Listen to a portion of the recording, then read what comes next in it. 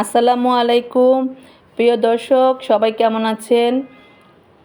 আমার মজাই মজা চ্যানেলে সবাইকে স্বাগতম জানাচ্ছি। আজকে আমি সুন্দর ঝটপট তৈরি করা একটা ডিমের কুরমা নিয়ে আসছি। সেটা রান্না করব, সেটা আপনার সাথে একটু শেয়ার করব। আমার আজকে ডিমের কুরমার রেসিপিটা খুবই সহজ এবং খুব তাড়াতাড়ি হয়ে যাবে। সো চলেন দেখি। আজকে আমি সেই ডিমটা করব। আগে থেকে 10টা ডিম আমি সিদ্ধ করে রেখেছি। 10টা ডিম আমি সিদ্ধ করে রেখেছি। সো ডিমগুলো আমি আগে থেকে খোসা ভালো করে চামড়াগুলো ছিলে আমি ডিমগুলোকে এখন একটা হাঁড়িতে দিয়ে দেবো। এখন আমি 10টা ডিম হাঁড়িতে দিয়ে দিলাম। তো আপনারা যে যার মতো করে বানিয়ে নেবেন। ডিমগুলো হালকা ভেজে নিব।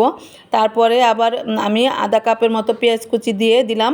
তারপর তেল দিয়ে দিলাম, আধা কাপের থেকে একটু কম তেল দিয়ে দিলাম। দিয়ে আমি এখন পেঁয়াজটাকে ভেজে নিব। তখন আমি পেঁয়াজটাকে ভেজে নিব।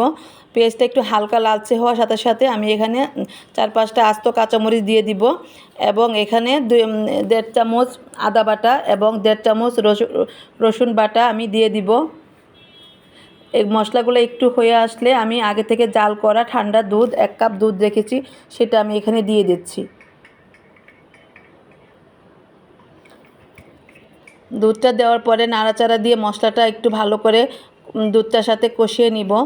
দেন তখন আমি আগে থেকে ভেজে রাখা ডিমগুলো দিয়ে দিচ্ছি। এখন একটু ভালো করে নেড়ে চেড়ে আমি বাকি দুধটাও দিয়ে দেব। দিয়ে আমি ভালো করে একদম চুলাটা মিডিয়াম হাই দিয়ে আমি ভালো করে জাল করে নিব।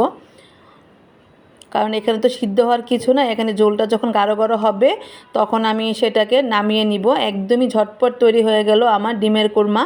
সো আপনাদের ভালো লাগলে আপনারা আমাদের এই ডিমের কুরমাটা ট্রাই করবেন।